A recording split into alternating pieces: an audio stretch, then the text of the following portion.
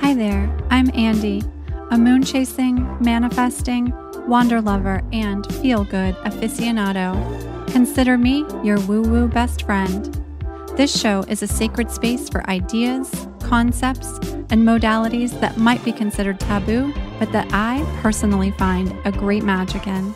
In these conversations, my mission is to inspire confidence, worth, and mystical thinking in our modern world. Let's get into it, shall we?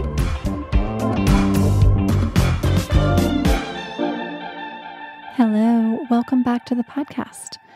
I am here on a Monday recording this intro before the episode comes out this week. And I have to tell you all, I took a break this weekend from the social media. I'm telling you because, there's a lot happening in the world and we all know it. It's not a surprise to any of us. I needed some time to reflect on the state of the world in my own way without a constant reminder of tragedy and divide. So what did I do? Being away from social media for a whole 2 days. I did my normal meditation practice in the morning. We're still doing the challenge over on Côte La Lune. I went to the beach. I took naps, like multiple naps. I checked out a stack of books from the library. I went and browsed and picked some fiction books that I hadn't yet read that I was interested in reading. I made smoothies and matcha. I watched the F1 race on Sunday and I watched football on Sunday too. However you are taking care of yourself right now is perfect. And if you're a fellow empath, I know you feel me. But as a fellow human, I know you feel me too. Before we get into the episode, I want to share a couple of updates of things coming up for you right now. The first one is happening literally today. So as this episode comes out on Thursday, September 16th, I'm hosting a free Business Foundations Masterclass. I have never hosted this class before for free. This is not your daddy's business class. This is for the soul-led, spirit-filled, conscious entrepreneur ready to infuse energy, money magic, value clarity, and inspired strategy into your business. If you want to register, you can come on over to my website to the events page and get registered. If you're listening to this episode after the class has happened and we're still in the month of September, go ahead and send me a note via email and we'll send you the replay. In case you missed it, we'll send you the replay. I also wanted to let you know that we have some really awesome, if you ask me, workshops planned for the fall and winter. We have an Ageless Beauty workshop coming up. We also have a Kundalini 101 workshop coming up. We have not yet announced those on the event page, but they will be announced super soon. They are single workshops, so you can come to both or you can come to one or the other, Ageless Beauty and Kundalini 101. It's a really great foundational class if you're really enjoying breathwork and meditation practices with that yogic science angle. Okay, so let's talk about my guest for today. That's all my updates. So let's talk about my guest for today. My guest is Anderson. I love a person who can go by a single name and command so much power in that name. So my guest is Anderson. Anderson is an international photographer and producer fascinated by the power of perception. We actually met working together on a project for Pinterest. And I will have an update on some new things coming your way via Pinterest. Stand by for that. Stay tuned for that. It's coming very soon. So we met via Pinterest, and Anderson is obsessed with the construction of environments. Anderson's work explores the intersection of emotional experience and sensory response associated to place. We're both huge travel lovers, and we're going to talk about how travel has changed our lives in profound ways once we get into the show. Anderson grew up in the Midwest and then took a beautiful leap of faith, and his early career was really honed and developed living in London and Milan, and we're going to talk about that experience on the show as well. Anderson's work is provocative, it's dreamlike. It also provides subtext to be enjoyed on simpler terms. Anderson's commercial photography, productions, and talent activations can be seen in international publications and campaigns around the globe. Presently, Anderson's living in New York City and works on projects worldwide. And I was so thrilled to have Anderson come over here and be with me here in my office/studio recording together, face-to-face in person. I haven't had an opportunity to do that here in my home in LA, and it was such a joy. Such a joy. Anderson's been called the Warhol of the 21st century. I cannot wait for you to meet Anderson, so let's get rolling. Here we go. Welcome to the show, Anderson. Okay. Hi, Anderson. Welcome. I'm so excited to have you here on the show. I'm really excited to be here in person. I love talking in person as opposed to Zoom. It feels like a rare occurrence these days. I know. So this is officially the first episode we've done coming out of the pandemic where I can be with someone in person. Like, wow. You're here in my space. I feel honored. I'm so thrilled too. I'm so thrilled. And we've been preparing for this, to do this, to start bringing people back in person. And so when you told me you were going to be in town and we could get together in real life, it's so perfect. It's so perfect. Sweet serendipity. Yes. So we met doing some creative collaboration sessions through Pinterest, which a lot of the audience of the show may not know that that's something that I've spent a lot of time creating through Pinterest.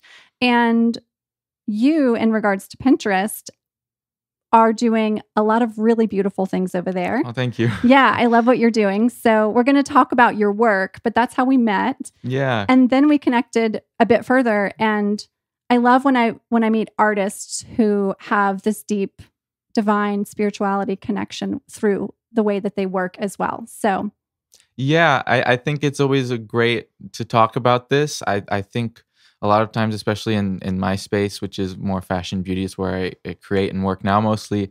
It's kind of a bit of a disconnect there. And I don't know, I don't ever see a lot of people talking about their creation process in terms of it being a spiritual practice, which I think in many ways creating artwork very much is. Yeah. In terms of Pinterest, though, I've really been enjoying creating on that platform. It's really been giving me a way to share insights with other people, especially younger creatives. I mean, I grew up in the Midwest, Missouri.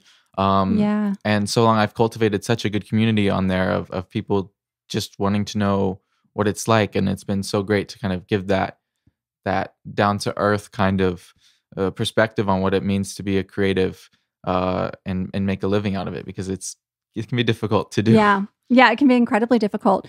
Anytime I'm chatting with a creative who is truly making a living doing the thing that they are the most passionate about, like their career is their passion is their career, I'm so inspired to dive deeper into how you found your way and what keeps you going and how you stay grounded and connected. So we're going to get into all of that. Before we do, we're going to talk astrology, as we always do at the beginning of the show. So tell me your big three: sun, moon, and rising. Sun in Gemini, moon in Scorpio, rising is Taurus. Okay. Sun in Gemini. And your rising is Scorpio. Rising is Taurus. Rising is Taurus. Moon is in Scorpio. Yeah. Got it. Yeah. Okay. So it's funny. If it's a party question, I tell them Gemini and they give me a little bit of a look, and then I tell them the moon and then they say I'm all sorts of crazy. So it's definitely, I don't think it's as crazy as people think. I think both signs on their own are very intense, and coupled they are as well. But it's a really interesting dynamic having them together, because you have this very, forward sun sign of communication and wittiness and everything. But then you have this very deep sign in the moon, which of course is emotions. So it's really like a high and a low in many ways. So it's very juxtaposed, I suppose. Before I was really even knowledgeable, I suppose, about astrology, I always was like, oh, my work is very juxtaposed. And then it's always interesting to find out later on, after you've kind of defined who you are just by yourself, and then you happen upon your astrology chart and you're like, oh, that makes sense. Totally. Great. I kind of like looking at it that way, as opposed to trying. I think astrology can be a really easy way to just try to form yourself into this like mold, but it's really exciting to see it when it just happens naturally and you're like, oh, that makes sense. Yeah. It's kind of there's so much there. That's so true. I've been taking a reader's course with one of our guests who's been on the show twice, actually. She also does a lot of writing for We. Her name is Chelsea Jewell, and the course is a reader's course. It's called Discover Your Stars. And so I'm learning all sorts of things about my chart because I'm starting there.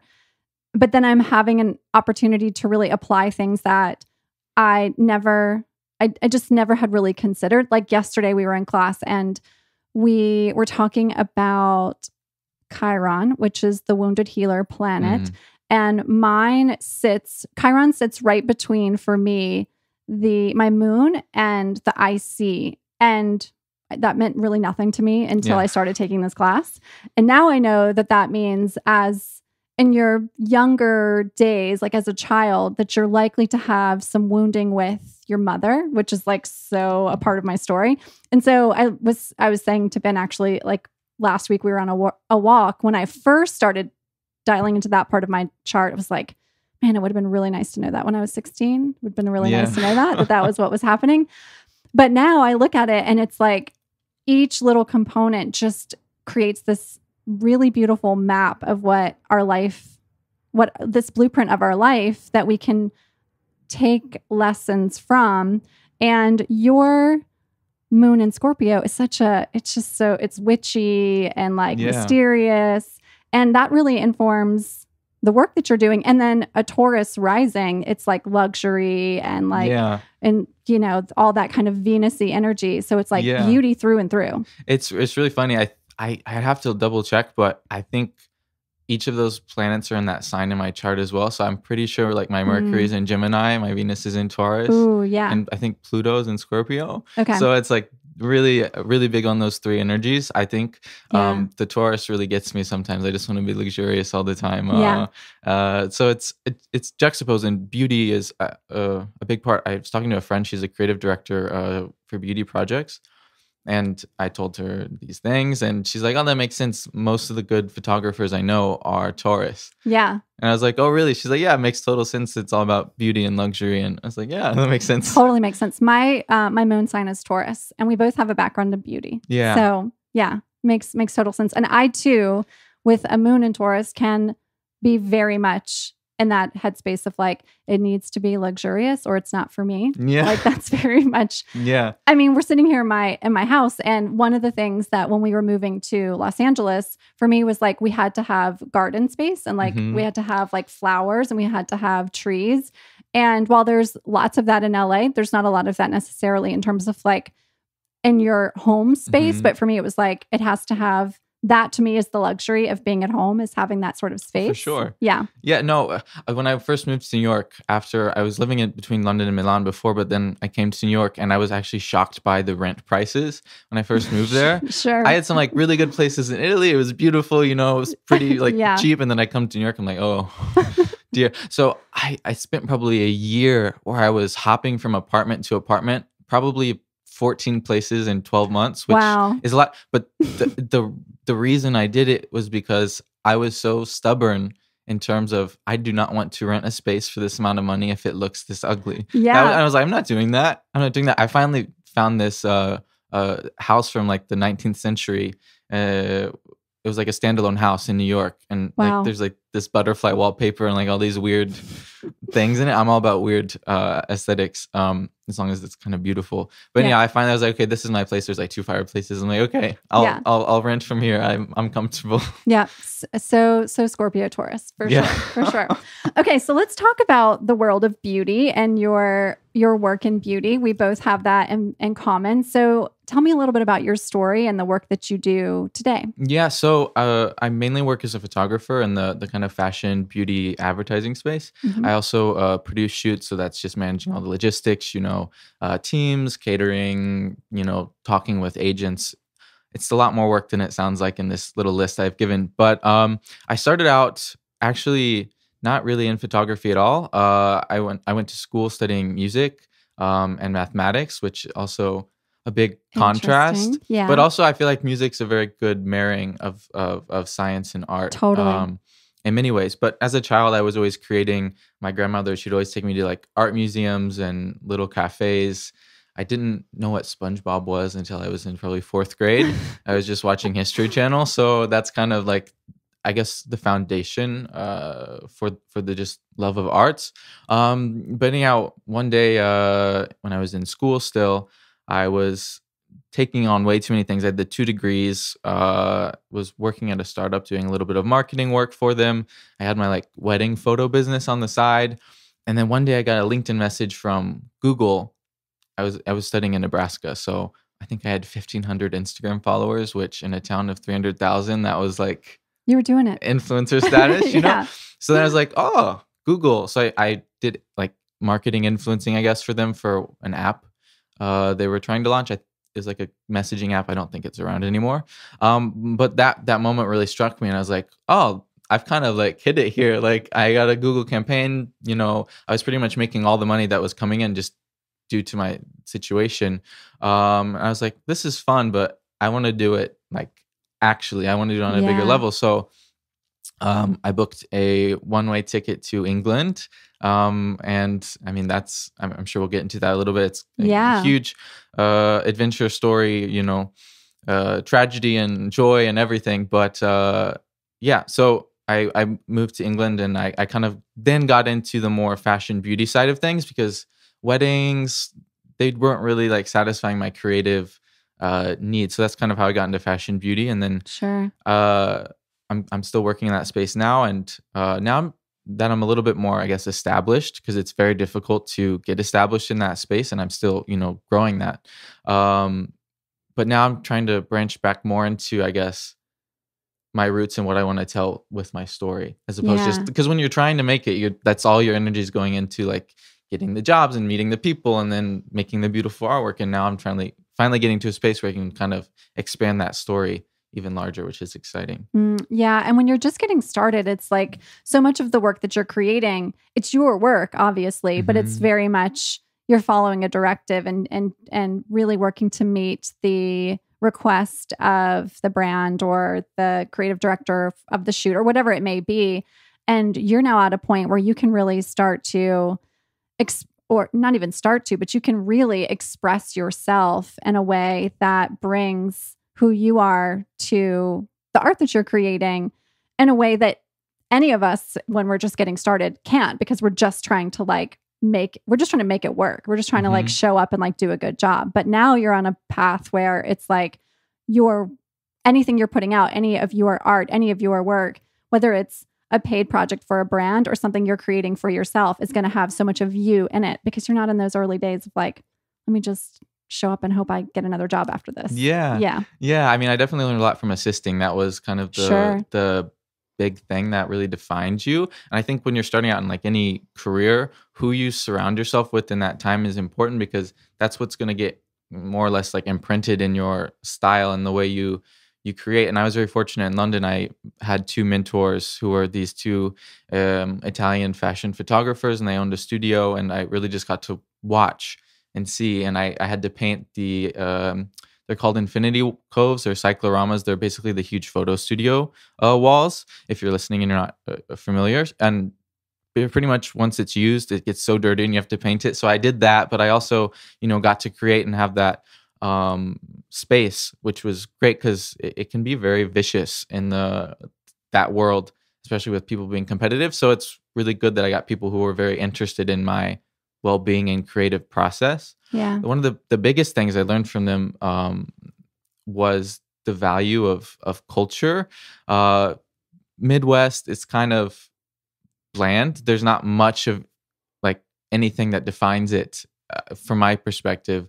Whereas other places, there are hundreds of thousands of years of culture and, learned trauma or learned grief or learned beauty. Like, for example, in Italy, you walk down the streets and you're surrounded by beauty. Like, it's just in the architecture and the food regulations there are so strict. Like, imagine, I don't know what it's like where you grew up, but in the Midwest, when you got school lunch, it was not, it was not like, right? It was like, that's what you're getting fed as a child. And that's how it's kind of meta, but that's how you're training your body to use those chemicals. If you're giving it like floppy pizza, every single day. Then you can only go so far. But in Italy, for example, the food regulations are so strict that they're being fed like fresh food and they're seeing this beautiful and they're seeing art everywhere. And then how does that control how you create artwork? That's a completely different thing. So having traveled so much and having mentors from, so many different backgrounds, it's really made my style juxtaposed. I'll use that word again. Yeah. But it's given kind of a sensibility of depth, I guess, a little bit more. Totally. So you move from the Midwest, Mm-hmm. You've landed in Europe and you're basically starting a new life. You're basically deciding, I'm not going to be a wedding photographer of brides in the Midwest, which is a very different aesthetic from what you were probably walking into in this new life you were creating. So what did that look like for you? How did you approach that? And what were the lessons that you started learning really quickly as you started to develop this new approach to living and working and creating art? Yeah. Well, when I went there, I'd never left the country. My parents, I still don't think even have passports. So this was really the biggest city I had ever been to. Wow. And I could have just gone to New York and it would have been easier because it's, not easy. New York's a very difficult place. But it would have been my country and there's not that, barrier just of everything. Culture. I mean, you'd think England's the same. And a lot of Americans, they have this thought that English people are super refined and posh, which some of them are, but most of them, they're crazy. Like all the weird, dark animated and films and everything probably came from England, just from my experience. Anyhow, so the first night, I remember I booked a night in a hostel, probably for a week because the exchange rate was kind of a lot. And I had a few clients remote, but I didn't want to just burn all my money. So I remember sitting in this hostel bed, probably 12 other people in the room or something. And I was just shivering in this bed. I was like, what did I do? You're like, it's a time to go home now. Maybe. It was a few hours of landing. I was like, I just threw away, kind of like what would be on paper, kind of a perfect life. And I moved across the ocean and I'm in a hostel bed.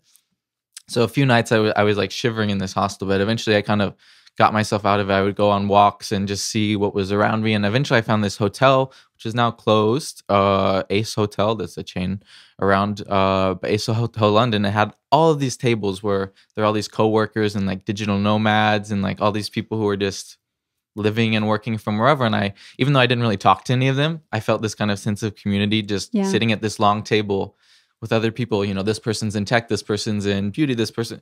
It was just like everyone's doing their thing and working together. So I kind of found solace there. But at one point, I went back to the hostel and my booking was about to end. And I was like, I don't want to do this again. I don't want to hostel hop. The shower, it was like one of the, the sinks where you push the button and the water comes out for 5 seconds. Mm-hmm. It was like that, but a shower. And it was mostly cold. Yeah. So it was just painful. So I was like, no, I'm not going to do this. So I started looking for an apartment and that was difficult. And I wasn't a UK resident or whatever. So I was like, no. So then I looked on Airbnb and I booked a random spot.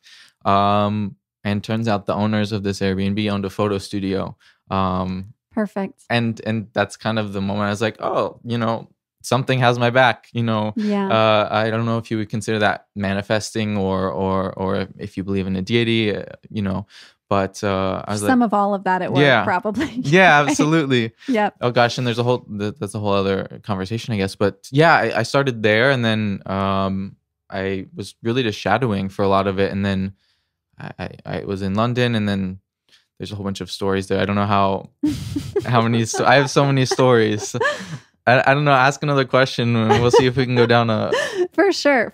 Yeah. And I absolutely feel that moment of serendipity of moving into that Airbnb and The owner owns a photo studio. My experience, which I've talked a little bit about on the show, when I left my corporate job and I moved to Spain, I was not in a hostel, thank goodness. But I would have done it if that was what was available. But I had this mini, maybe not even mini manifestation. Maybe it was a pretty big manifestation in which a friend of mine had a family member who owned a house there, and no one was going to be there for like a year. It was a vacation home, a little small vacation home that had been in their family for like 25 years.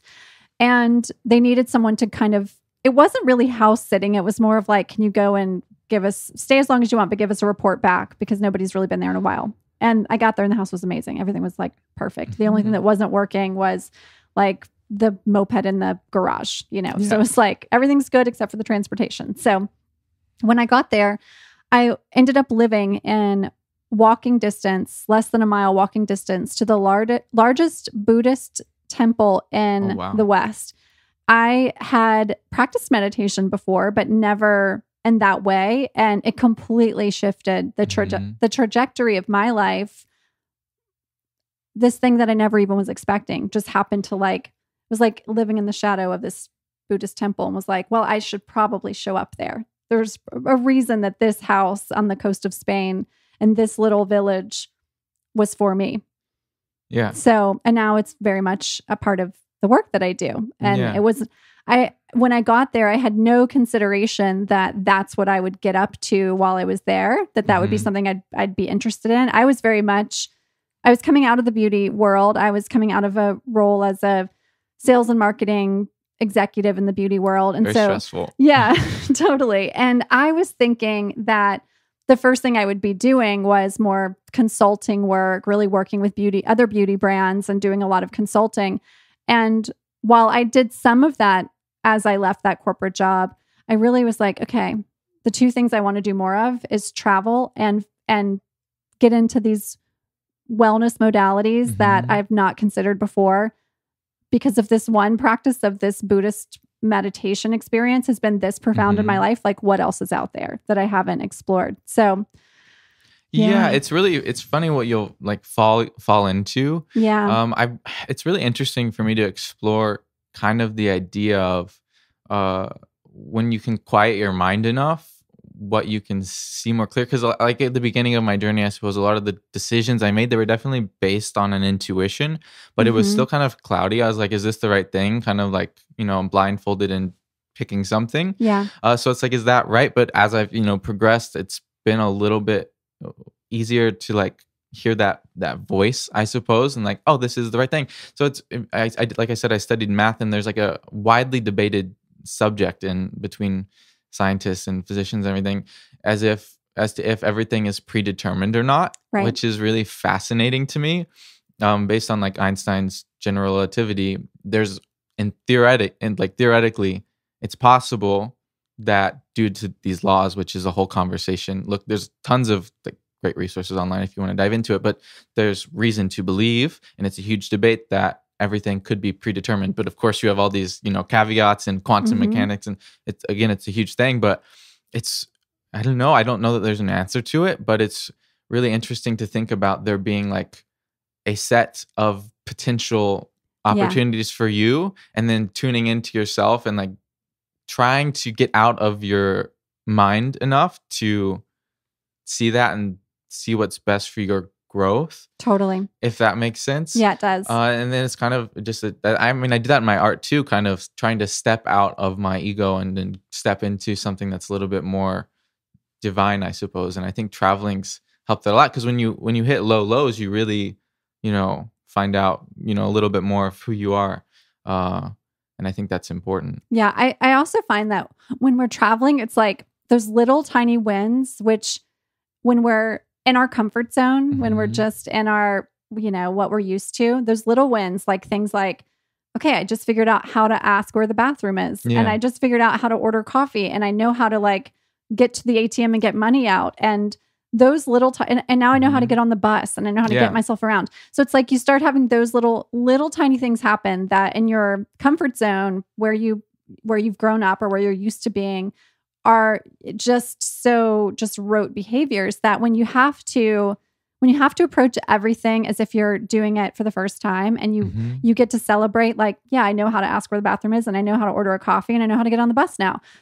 All of a sudden, what starts to happen is you just are opened up in a new way to these little moments of gratitude just create something greater. Yeah. Yeah. What was your experience in that regard to finding out more about who you are at your core through that travel experience? I mean, I really agree with what you're saying in terms of those little wins. And I think, I mean, the world can be a scary place, but if you remove again that kind of ego about it, people are generally pretty nice and open, and they want to help you. Like, I've made so many friends around the world, and it's not because I went to the tourist spots when I was there. I just like was walking around and ran into someone, and we started talking, or I asked them for help, and then I didn't assume. And I think there's something really powerful in turning, like, when you feel like you have nothing and you're at your low, or that doesn't have to be, broke on the streets of Italy like I was at one point.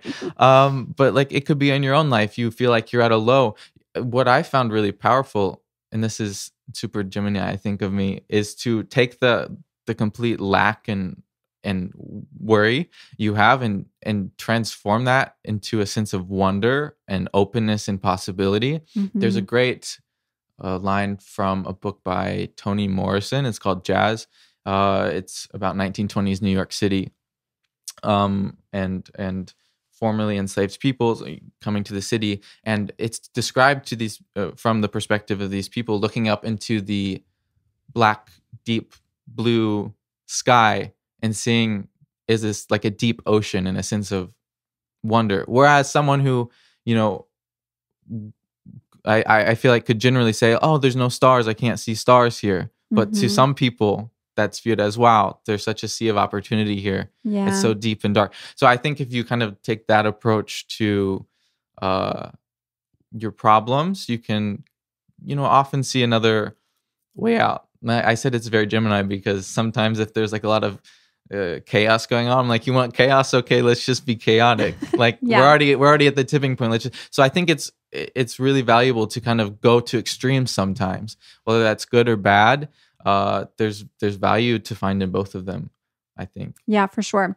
How did that experience of being in each of those different places that you lived when you were in England, and then traveling around Europe and being someone who came from such a different environment, how did seeing those different perspectives start to shape who you are as an individual and how you create as an artist? Yeah, well, I think I kind of said earlier that, having these two mentors from a different culture really impacted me. And then, of course, living in these cultures impacted me as well. I mean, when you experience something, it soaks up inside of you. You know what I mean? Like, it doesn't, like, I think there's this, especially in like modern hustle culture, if you want to call it that, there's this kind of this idea that, oh, something happens to you, okay, shrug it off, it's done. Right. But that's not true, really. I don't think at all. Like, it affects you in some way. Maybe you don't notice it, and maybe you discover it 5 years later when you see this issue repeating up. Because at the end of the day, again, I think there's this like pervasive, it's not necessarily taught, but I think it's pervasive in our culture, at least Western culture, that mind and body are super separate. Right. Or consciousness and body, I suppose. But when you think about it, biology is kind of the defining link between those. And again, there's so much research, but when we have bad patterns or bad habits, that's just your body supplying chemicals to itself and you getting addicted to that. So when something happens to you and you have a chemical reaction in your body, that might start a cycle. You never know. And then 5 years later, it's like, oh, that's been happening. Oh, I see a loop going back and back and back. So in the same way that could set like bad patterns, it can also set good patterns. You can learn and see the beauty in things. I mean, I remember the kind of moment it really clicked for me. When I was living in London, I was living in an area which was like a really artist community, right? But at the time, it was really getting rapidly gentrified, like at the moment I was there. So there was this really strange dynamic between these artists and these, I would say, upper middle class people moving in to new developments in the area. And when I say artist space, it was not rough, but there were warehouse raves and Right. all sorts of drugs and painting on the walls. It was a huge warehouse district, and there were never police there. So it was kind of like the Wild West, but everyone was really respectful of each other, and it was just like it was authentic. But then you have the complete opposite. These, wealthier middle class people moving in to, they branded them as warehouse style living, Right. which they were like completely posh apartments. It's not like it was actually like these artists were living like on the floor of Actually a in a warehouse. Yeah. Right. So, and yeah, I remember sitting on this like fuchsia couch one night, kind of looking up at these like dirty glass windows from one of these warehouses, and my lover was sitting next to me, and they were saying like, "Oh, in 2 years, this moment will be gone." And I was like, "What do you mean by that?" And they said, "Well, there's going to be high rises up out of this sky rise, and these artists aren't going to be here anymore, and it's going to be gone. Maybe it'll move, but this place, it'll be gone." And I thought about that, and then the next morning, because some of these parties would go to like 7, 8 a.m. Right. And especially on weekends, it was really funny because you would have these artists kind of stumble out of their, EDM warehouses. Sometimes there's forest raves. Oof. But they'd stumble out into the daylight and it'd be like bright. They'd probably be still high on something. And then you would have these families with like children out for the Sunday morning strolls. And there was such a like tension in the air. And it made me realize like everyone's looking for something. These people want to experience the artist life, but they don't actually want to. Yeah. Because they're like, they have wealth to pad from that reality. And these artists, at the end of the day, a lot of them wanted to be known and acclaimed and sought after. And with that, comes money. But there was also at the same time a resentment towards these people with money. So there wasn't really a middle ground. It was kind of this weird, like, you each want what each other has, but you also resent each other for being a dirty artist or for having money. So it was like, oh, this is really interesting. So where's kind of the key? Where's the sweet spot of experience? And it was just that kind of like opened me to kind of how the world works in general, I would say.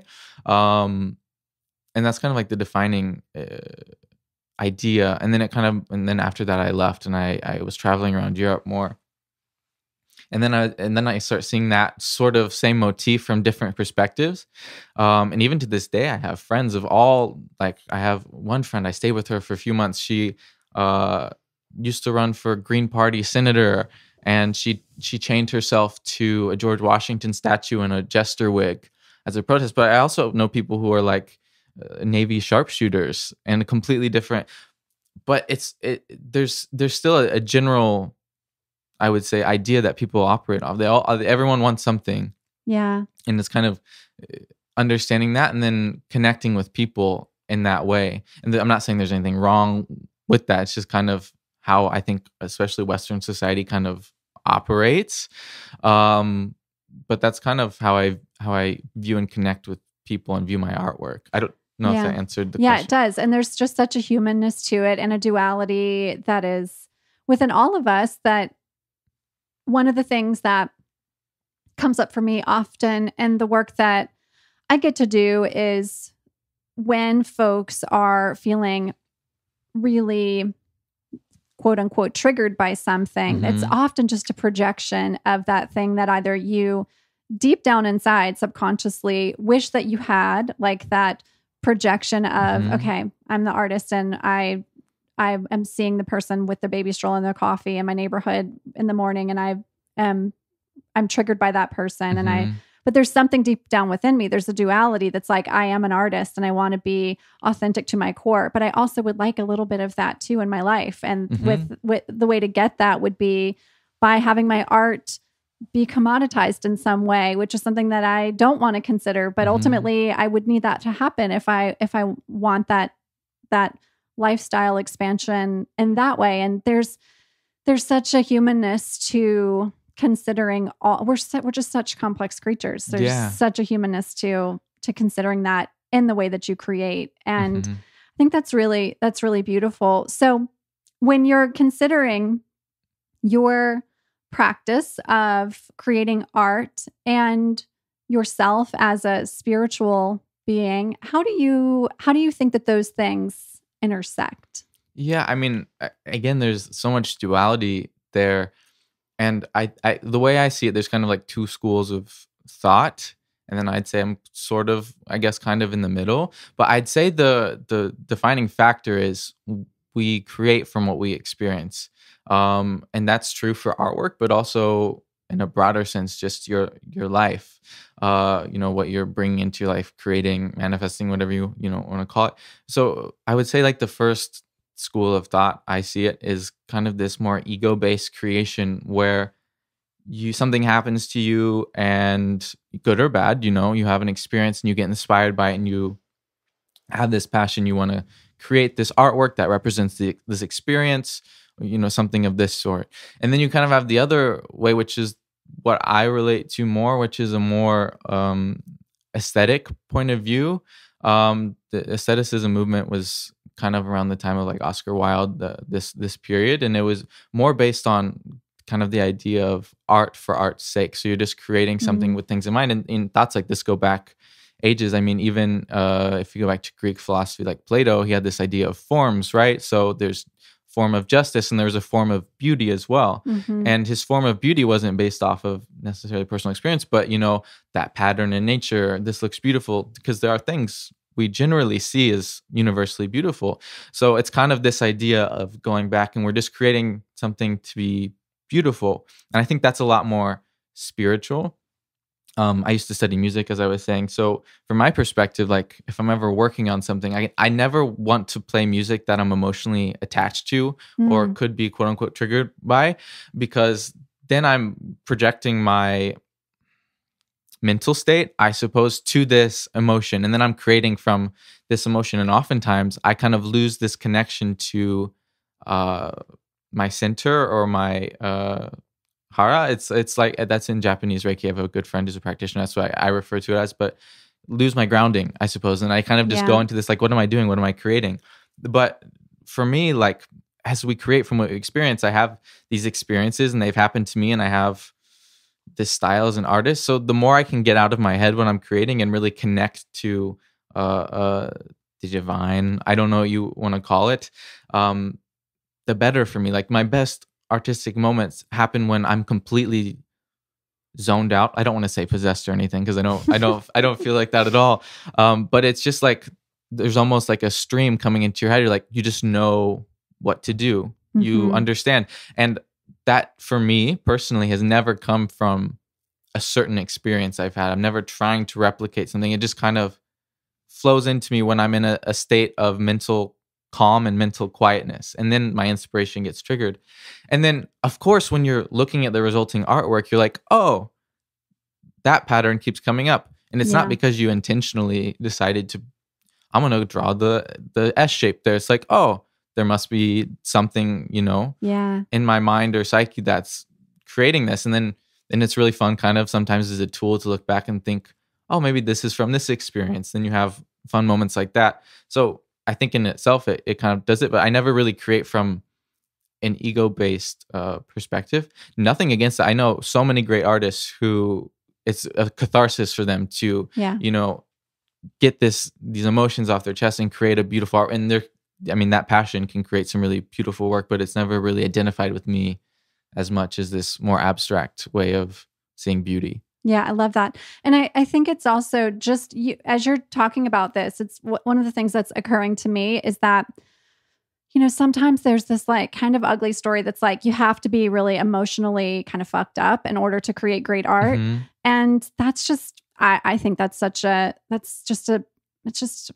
not real. And it's like, it's honestly, it's not a great way of encouraging more people to express, because you don't have to be fucked up to create great art. You just perhaps need to find your way of connecting to whatever it is that's going to bring that expression out of you, whether that's spirit, whether that's absorbing your surroundings, like you had an opportunity to do when you were traveling, and then channeling that into something. There's so many ways to find the muse or whatever that is for you. I also think there's this idea when you think of the fucked up artist or whatever, that you can't be okay with your fucked up parts. Yeah. Like you have to be able, I think acceptance of like things that you're working on or that are your shadows or whatever are completely fine, because it's all about balance. I think in the end of the day, just because you have a fucked up part doesn't mean you're like a horrible person. But oftentimes that's what media portrays the fucked up artist, and that kind of embraces the dichotomy I was describing before, that increases judgment to artistic types. And I experience this, and this is silly, but I experience this in like dating a lot of the times, where especially now with the apps, I hate them, but sometimes it's like the only way you can meet people. But a lot of times I've actually met people and they're like, oh, you're not what I expect you to be like. I'm like, why is that? And like, because when my dating photos, I mean, I'm sorry, but they're like somewhat artistic. I Sure. It's the Taurus. Like I can't put this like mirror selfie, which maybe that's to my discredit, but people are like, oh, I didn't expect you to speak like this or act like this or whatever, because I portray myself in however they view it. I don't know. I just create things. I'm like, oh, that's beautiful. I'll post it or whatever. But it's really interesting to see how people perceive that. Yeah. It's such a good point. Mm-hmm. And then how like the collective thought of what an artist is. Yeah. As someone who, my partner is obviously a working musician and has traveled the world playing music, and has done so since he was in his very early 20s. And when we met, one of the things that I immediately just got that everything he did was from a place of heart. But I had some friends that were like, he's a traveling, touring the world musician. Like he's got to have some shit. And like, do you really want to get into that? And then like, as soon as we got to know each other on a little bit of a deeper level, I was like, this is like the most trustworthy and above board person I've ever dated in my life. And he could be on the other side of the planet, and I'm just the connection, the communication, the honesty is all, and it's such a higher level than anything I'd experienced before. But that idea of like, well, he must have some shit. And the reality is we all have shadow. We all have stuff that we're carrying around. And so to even consider that that's an artist thing is when we all have our stuff. Yeah. And this sounds a bit silly, but I think, to be honest, most of like, if we're keeping on the dating train, things I do love to talk about on a show that's totally not about dating, but we go there often. Do you? Yes. But I never find that I can like go on multiple dates with someone who hasn't like seen the world at least like a little bit. Same. And when I say seen the world, I don't mean I went to Paris and I climbed up the Eiffel Tower. I mean like actually interacted with people and understood where they're coming from. Right. Because I don't want to say vapid because that seems harsh, but there's just like a lack of depth there. And I think if people, I mean, it's hard to get out of routines. During the pandemic, I probably stayed in the same place for longer than I have in a long time. Yes. And even like coming here, and I was in Europe again last month, like even that, I felt a little bit out of my comfort zone, which before I was just like, oh, this is, my life. So I kind of understand more now how, especially, this was only a year. Imagine being stuck, in your corporate lifestyle or stock trading, whatever you do, for years and years and years. I can definitely understand and see how you become, I don't know, I don't want to say jaded, but like just stuck in your little sphere, and you can't go past that. And I think that's a problem, generally speaking, in the world. Like if everyone understood each other better just by even taking a trip and not staying in your hotel room. I never like staying in fancy hotel rooms, maybe like one night on a trip, but otherwise it becomes too easy just to like, oh, I'm going to stay here. Oh, I'm going to stay by the pool. What is that? You're just, you're not even going to the place. You paid for a plane ticket to sit at a fancy hotel, and maybe the temperature is different. Right. But are you seeing anything, or are you just getting the hotel food, which is probably not that great compared to if you found like a good like street cart. Right. And got like really so local, true. It's so true. Yeah. And I think oftentimes there's like this idea that to travel and to gain perspective means you have to you have to go far. And the reality is we can do that in our own cities most of the time. For most of us, depending on where you live, even if you're in a small town in a area that isn't easy to get out from, just in your own community, you can go and explore in ways that oftentimes we just don't even think about. I mean, obviously LA is a huge city, and so is New York, but just staying in those two cities, the amount of perspective and experience you could gain if you just got out and went and checked out what people that are different from you are up to. Absolutely. It'd be amazing. Yeah. If you're an artist or photographer or anything, I really recommend, especially if you're in photography, just taking a camera and going out and maybe taking photos of people and, talking to them as well. When I was in school, I only took one photography course. It was on like journalism, which I don't really do professionally. But it was a really fascinating course because most of the assignments were to go out and capture interesting photos. And that can be difficult. In fashion and beauty, you have all the tools at your disposal. You can get lights, you can have hair, but to actually go out into the world and find something and tell a story with it and anticipate a moment before it happens, especially if you're photographing something with like motion, you really have to train your senses to track a situation and then see what will that turn into, and to be able to understand what's going to happen and then capture it. That's a whole other thing. And you just want to talk to the people after you've watched them through a camera lens for like a few minutes. You know what I mean? So I think that's a really good excuse to explore. And I mean, I guess if you're a painter or something, maybe it's a little bit more difficult to follow that, but I would just go out and talk to people and but we live in a sentiment now that's so easy to like be offended if someone talks to you in public, which I don't understand. Yeah. Like you're a creep or you're weird if you say hello. Like it doesn't make sense to me. Yeah. Like the only acceptable way is to reach out to you via social media. Like I don't like, is that the alternative? Like, or you just don't meet people. Yeah. It's like, it's a sad state of things. And I mean, to get a little woo woo with it as we're like entering into this Aquarian age where the collective and the rise of just more social ways of being. And I don't mean social media ways of being. I mean like being in a futuristic sort of approach to what humanity looks like, that we're not all living in silos. That's what I mean by social. And in this context of the Aquarian age, we're going to have to be doing that in order to really move into that. And so that means we're going to have to be uncomfortable, and we're going to have to get used to or get okay with being with people again. And not just because we've been stuck in our houses because of a pandemic, but we've been stuck in our boxes for much longer than that because of exactly what you're talking about. This idea that we can only connect if it's like through an email or through a DM on a social app, through Instagram or whatever it is. And we don't do that. And that's such a beautiful way to gain perspective, is just to get out and get to know what somebody's story is. Yeah. Well, I think there's a little bit too much idea of like, judging a value. Yeah. Like, I don't know, like some people, especially at fashion parties, this is like the fashion beauty industry is the worst at this specific thing. Like if you meet someone at a party, you can see it in their eyes half the time. Like people think they're slick, but yeah, I mean, they're not really. You meet you at a party. Oh, you're so cool. Blah, blah, blah. What's your Instagram? I'm like, oh, here we go. And then they ask, and then they look at it, and if it's not like to their standard or whatever, you're no longer useful, or you're no longer an asset. It's like, what does that mean? I don't have 50,000 followers, so I'm not a good photographer, I guess.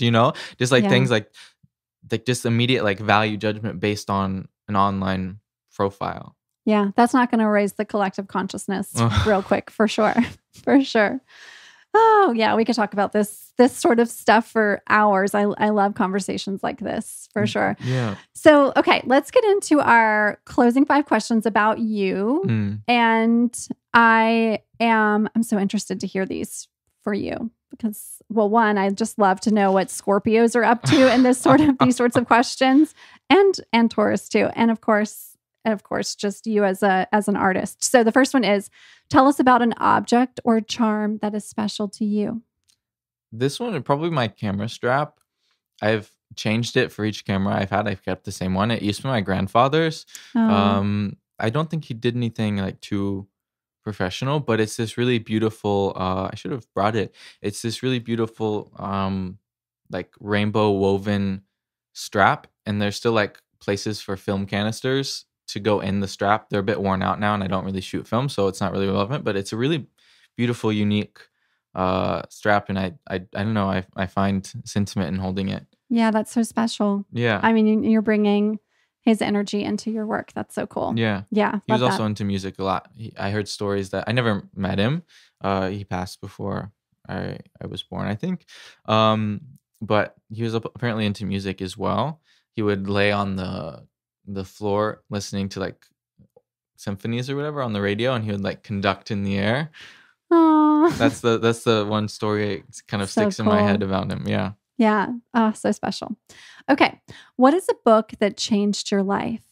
Yeah, this one would probably be it's either picture or portrait. I'm blanking, of Dorian Gray. It's by Oscar Wilde.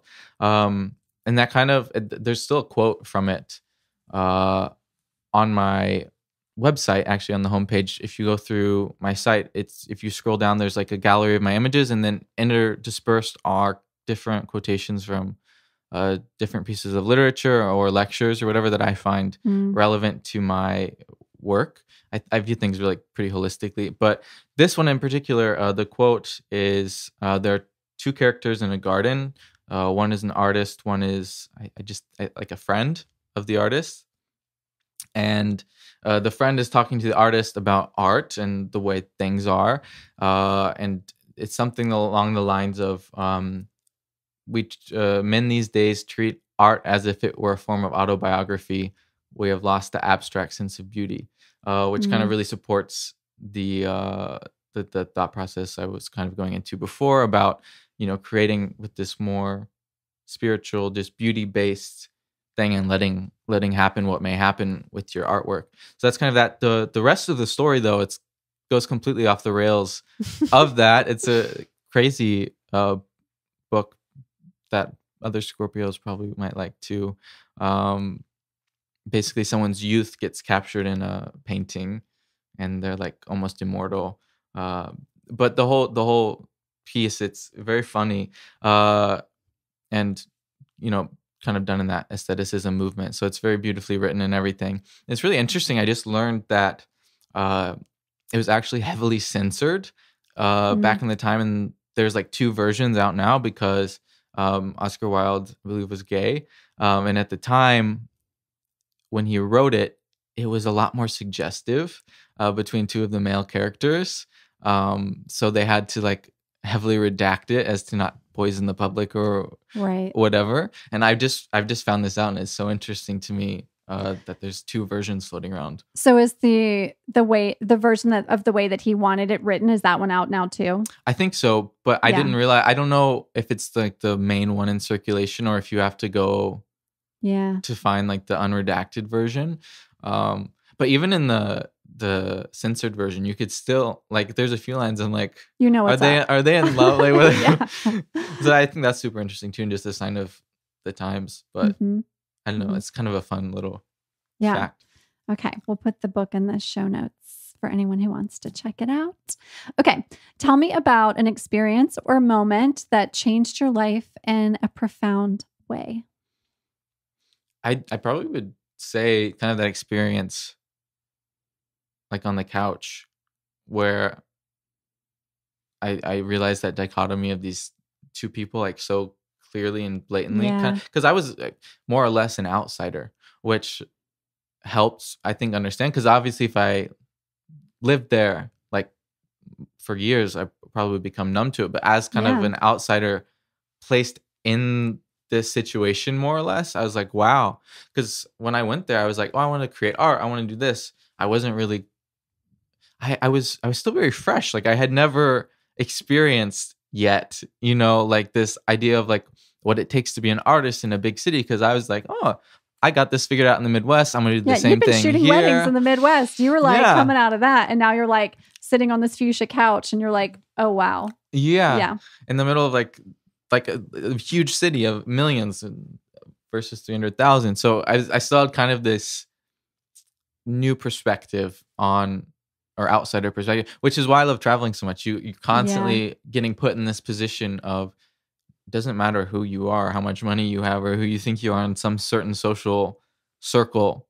You're alone in this town in the Mexico or wherever, and you don't know anyone or anything, and you could get scammed. It doesn't matter. So it's really refreshing, I think, to put yourself in the situation of being nothing, because at the end of the day, we're just people, like grains of sand. We're all dust of stars. Yeah.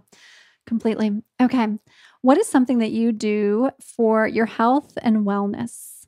I do a lot of breath work and grounding. I can get super like not flighty, but in my head a lot. Sure. It's very Gemini of you. Yeah. Yeah. So I really need to focus a lot, because I have so many ideas, and then taking that to make them actually, reality is a whole other ball game. And especially as I continue to grow more like management of, time, and as I'm starting to bring people onto the team, because especially as socials grow, that's a whole other thing.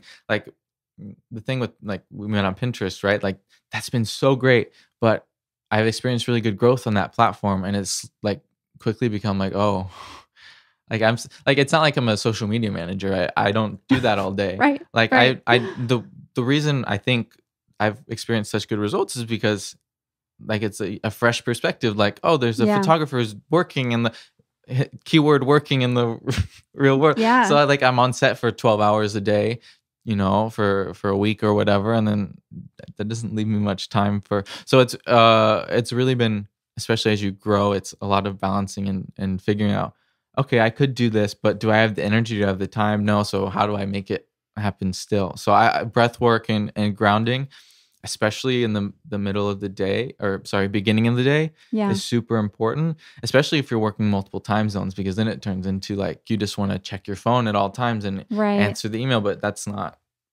healthy. So it's really, and it can like get you in a not so good space. So I think it's good to like really have that grounding, especially as an air sign. Yeah, that's nice. That's a really good practice. I love a good breathwork practice. Okay. Tell me about a moment that you knew magic was real. I would say probably the moment when I got the Airbnb. Pretty magical. Who they own the photo. Like that was like, it couldn't have been more like aligned and perfect. That they actually like, who knows? Because again, I was very new. I didn't realize that moving to a foreign city, I couldn't generate business like that. Yeah. You're like, I'm here. I'm ready to work. Let's go. Yeah. This is not how it works. Yeah. Especially when you don't know anyone. So it just kind of happened, and I was like, okay, got this. Cool. It just felt divine in some way. Yeah. Completely magical. Awesome. Okay. So tell us where folks can find your work if they want to see what you're up to. Yeah. You can find my web is anderson.xyz. Funny little domain ending, but I kind of love it. So that's my like home for web, but on all socials, the handle is @thatstylishnerd, which maybe you understand a little bit more. People ask me all the time, like, why is that? But I studied math. I'm still like a big geek. So I've kind of kept it as that. And it's good because it's unique for all the platforms. And I love having it the same. Like Anderson, it's not the most unique name out there. So, I don't know. I think it's fresh and unique and fun. So you can find me on all my socials there. Instagram is mostly like portfolio work, travels, personal. Pinterest, you can find me there. It's more, I would say, inspiring. Some good behind the scenes stuff too. Yeah. Like I love what you're doing on Pinterest, because it really gives a look at how you're working, whether it's like the what's in your bag, or there was a pin series that you did a while ago that was it was money tips for a photographer. I thought Yeah. that was just, and I mean, anybody that listens to the show knows that I love to see people figure out how to make money doing the things that they love. So I love when people Mhm. share stories about how they're Yeah. working with money You to know, make their finance lives is so work. So important. important. Yeah. Yeah, you could Yeah. go on for ages, and there's so many little tricks that you find. Yeah. It's because people portray social media. You can portray whatever you want, really. But if you have lots of little tricks, you can actually, I mean, they're little, but you add them up, you can really make it work for yourself. Yeah, you can. Yeah. Yeah. Awesome. Thank you for being here. Yeah, I'm so excited. Yeah. Thank you for Thanks having for me. being in my home, meeting my cat. Oh, I love Luna.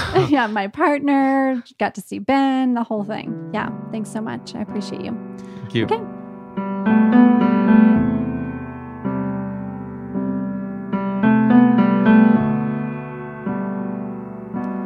What a dream to have Anderson here recording with me in the studio at my home.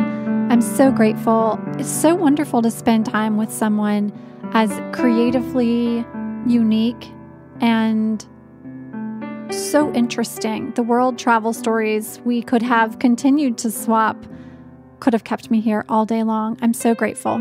I'm so grateful to each of you for continuing to show up and listen to the show. I hope it's making a beautiful impact in your day and your life. If the show is resonating with you, the best way you can support us in growing the show is to subscribe to the show on Apple Pods or wherever you get your podcasts, and to leave us a review. It's super important, and it takes literally 15 seconds. So before you turn the show off today, hop on over to the main page of the show and leave us a review. It means the world to me and the team that's working with me here to grow this show, and to each of our guests as well.